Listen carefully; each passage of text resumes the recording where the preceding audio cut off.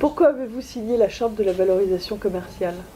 Alors cette charte de valorisation commerciale met en avant un certain nombre d'aspects qui valorisent la fonction à travers le préambule, l'accompagnement, la formation, l'enjeu dans les entreprises et les possibles évolutions du parcours du commercial au sein de l'entreprise. On est donc sur un spectre large. Quel type d'actions sont-elles déjà mises en œuvre au sein de votre entreprise pour valoriser la fonction commerciale? Alors je crois que dans un premier temps, la première réponse, effectivement, l'accompagnement managérial. On voit des entreprises qui n'accompagnent pas forcément leurs collaborateurs de façon très assidue. Mediapost a fait le choix de mettre en place des structures managériales adaptées à chacun de ses canaux de vente. C'était une décision stratégique.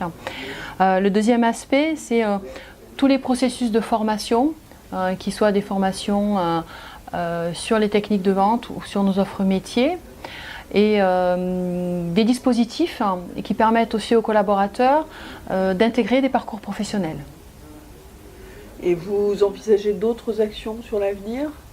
Alors, il y a eu aussi des actions, une action importante qui était l'école du marketing relationnel. Alors, j'en parle au passé puisque ça a été en fait un projet à titre de test. L'idée était de faire porter donc une formation, un cursus universitaire sur le marketing relationnel à travers Mediapost. Ce qui permettait aux collaborateurs pendant un an d'avoir un statut en alternance et de redevenir étudiants pour réintégrer l'entreprise sur leur mission commerciale.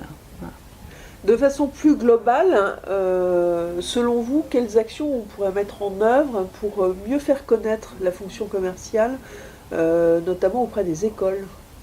Alors justement, ce sont des actions que je mène à titre personnel, puisque je dirige une équipe commerciale de vente sédentaire. Et la particularité, c'est que pour un commercial, une vente assise n'est pas forcément ce qu'il y a de plus séduisant. Donc la démarche est de créer un véritable relationnel avec les établissements universitaires, scolaires, les écoles de commerce, les lycées, les IUT, de se mettre en relation avec les équipes chargées des stages, des alternances, et puis d'avoir une prise de parole régulière, de proposer des conférences, des interventions.